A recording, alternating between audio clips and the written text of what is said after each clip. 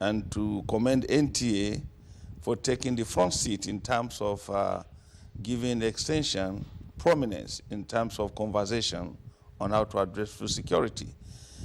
Extension, as you all know, is the process of a trained professional who is armed with information to act as a link between research and end users of research findings. They are trained professionally to empathize with the farmers who are the end users. They are trained to be able to communicate in the language that the farmers will be able to understand and interpret and take action accordingly. They are professionally trained in terms of sociological, in terms of psychological, in terms of, having the feel of what the farmers feel.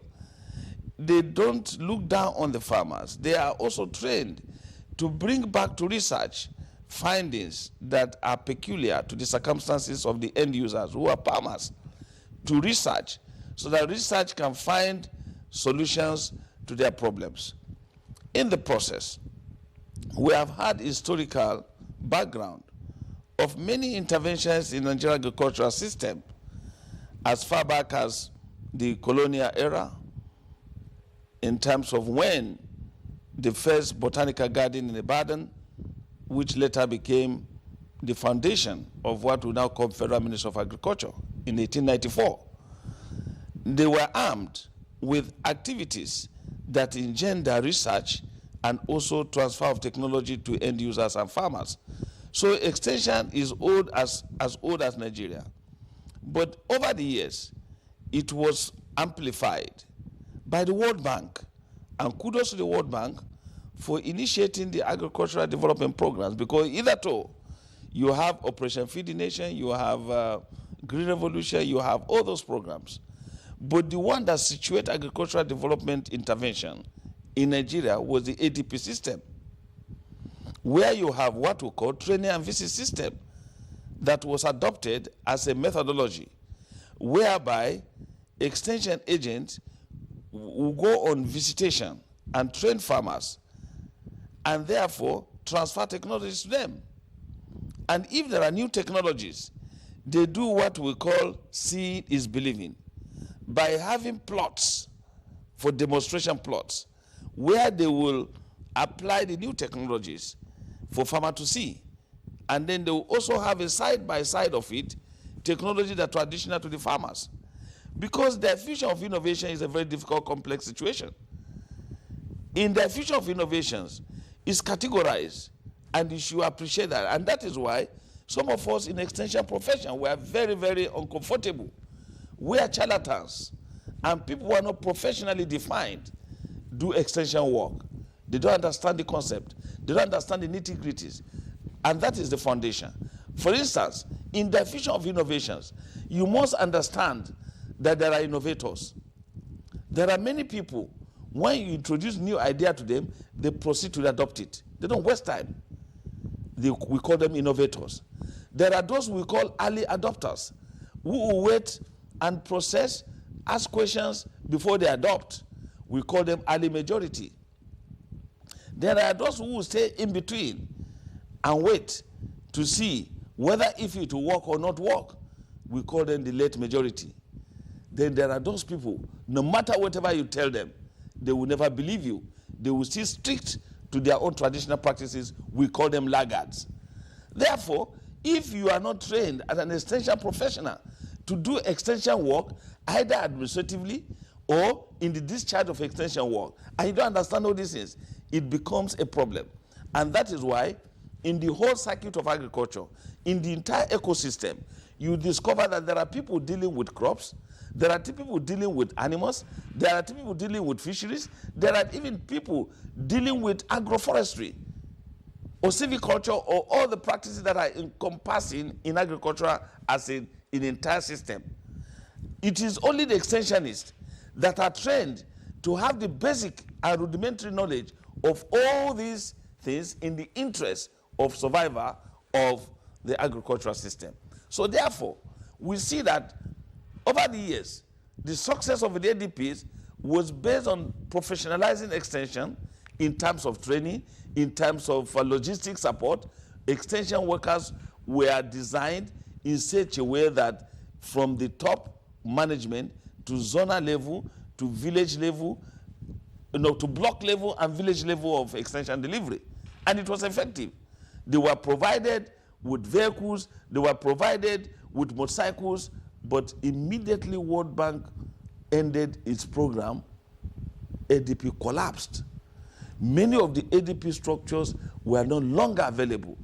In those years, you have tractor hiring centers, you have information centers. Farmers were provided with very potent seeds. They were supported on how to apply agrochemicals. And in the process, we had bumper harvest yield, and I can tell you confidently that the issue of food security was at its toughest level in Nigeria at that moment. Unfortunately, we have a window of opportunity that was blown away when President Muhammad Buhari insisted that Nigeria must not import what we produce. Nigerians must consume what we produce. And therefore, the cliché that, or the phrase that produce what we eat what we produce, was very significant for our success story. Unfortunately, the sustenance is a big question. Nigeria has become a dumping ground for even food products that we could produce.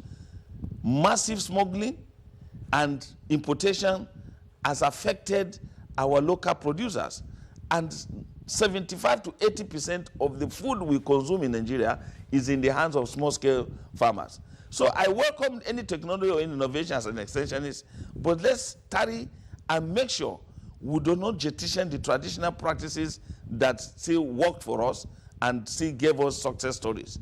Because right now, yes, you will say technology. Why do you power those technologies? In terms of light, in terms of accessibility, because it's not the issue of technology transfer. I mean, technology adoption. But how can it be adaptable to the 75 to 80% of small-scale farmers who are yearning for fertilizer, who are looking for agrochemicals and are no longer available? We know that some of the policies, we're a country, and that is why sometimes I like to give example of the former governor of Niger State. He is expanding the frontiers in terms of mechanization for agriculture, in terms of, giving farmers the support, giving outgrowers so that they can participate in every agricultural enterprise that is going on, including young school leavers. So I believe the future of extension lies in bringing professionals to rekindle the hope that we need extension. It's not about the policy. We have the first faculty of agriculture in Nigeria, in the University of Ibadan. We have the first department of agriculture extension over 50 years ago in the University of Ibadan. So therefore, even if you want to put people into extension, you can bring it, we can train them, and they will be prepared to do extension work. But not that you go and recruit people who don't have the basic knowledge, who don't have the empathy, who don't have the clear understanding of what it takes to do extension work, to say they're extension professionals.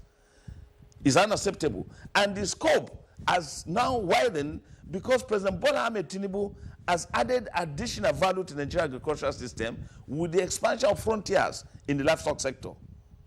The livestock sector in Nigeria was a sleeping giant. But by the time some of us, myself and Professor Atari Jega, who are the members of the Presidential Livestock Committee, joined Mr. President to Brazil at June 20, we had the opportunity of visiting JBA's farm and other successful stories in Sao Paulo. And we were blown away because we could see the fact that in animal agriculture, a firm was making $79 billion of export of meat to other countries in the world, including the United States of America, including China, Japan, and they cannot meet up. But the good news is that Mr. President has invited them to Nigeria. I'm privileged to be part of those who witnessed the visit of the technical team in December, and the chief executives and the investor that came just last month.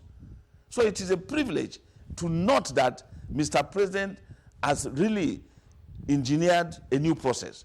With those people bringing $2.5 billion to inject in the livestock sector, it's going to be the game changer.